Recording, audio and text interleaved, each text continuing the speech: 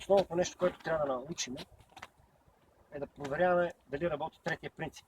Пътят е свободен, трябва да удриш напред. И сега аз първо ще проверя дали той удря. Това е едната ръка, това е другата ръка.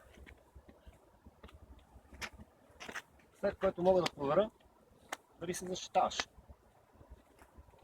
Дали има вусал, има вусал, дали има атака.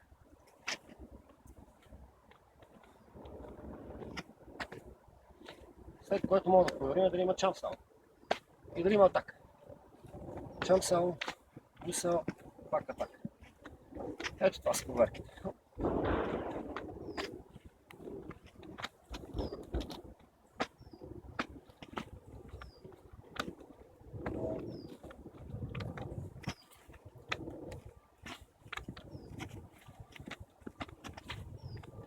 Тук те залъгваме малко.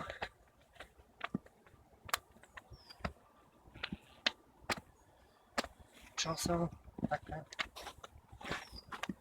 А на всичките отгоре мога да правя аз атаки.